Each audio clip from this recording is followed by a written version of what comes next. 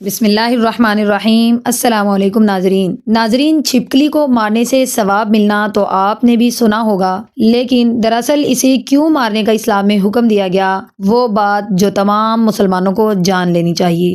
جی ناظرین، یہی جانتے ہیں اپنی آج کی ویڈیو میں۔ یہ جاننے سے پہلے اہل اسلام سے محبت کرنے والوں سے گزارش ہے کہ ویڈیو کو لائک کریں، چینل کو سبسکرائب کرنا بالکل بھی نہ بھولیں۔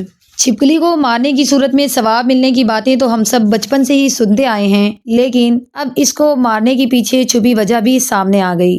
حضرت ام شریک سے مروی ہے کہ رسول اللہ صلی اللہ علیہ وآلہ وسلم نے چھپکلی کے مارنے کا حکم دیا اور فرمایا کہ ابراہیم علیہ السلام پر جلنے والی آگ کو پھونک مار رہی تھی۔ حضرت عائشہ رضی اللہ تعالیٰ عنہ سے روایت ہے کہ رسول اللہ صلی اللہ علیہ وآلہ وسلم نے فرمایا، چھپکلی کو مارو کیونکہ وہ ابراہیم علیہ السلام پر آگ کو پھونکے مار رہی تھی۔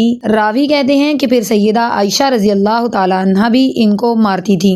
ناظرین، چھپکلی ایک موذی جانور ہے جس سے نقصان کا اندیشہ ہوتا ہے۔ کبھی کبھار وہ کھانے میں اپنا لعاب یعنی تھوک ڈال دیتی ہے یا کھانا جھوٹا کر دیتی ہے، جو کھانے میں زہریلے اثرات پیدا کرتا ہے جس سے انسانی موت بھی ہو سکتی ہے۔ جب اس سے نقصان کا اندیشہ ہو تو اس کو مارنے کا حکم دیا گیا ہے تاکہ انسانی جان کو اس کی ایذا سے بچایا جا سکے۔ حضرت موسیٰ علیہ السلام کا خدا سے سوال۔ حضرت موسیٰ علیہ السلام کے متعلق بہت سی روایات ہیں اور سب کی سب سبق آموز ہیں۔ روایات میں ہے کہ آپ نے اللہ کے بزرگوں برتر سے پوچھا کہ اے اللہ، چھپکلی ایک بیکار چیز ہے، اسے بنانے کی کیا ضرورت تھی؟ اللہ نے فرمایا، اے موسیٰ، کچھ ہی دیر پہلے چھپکلی نے بھی یہ سوال کیا تھا کہ اے خالق کل، موسیٰ پر اتنی توجہ دینے کی کیا ضرورت تھی؟ پہلے اسے بنی اسرائیل میں پیدا کیا، پھر اسے فرعون سے بچانے کے لیے پانی میں ڈلوایا، پھر اس کی بہن کو ساتھ کر دیا کہ دیکھے کہاں جاتا ہے، پھر فرعون کے محل کی طرف رخ کر دیا،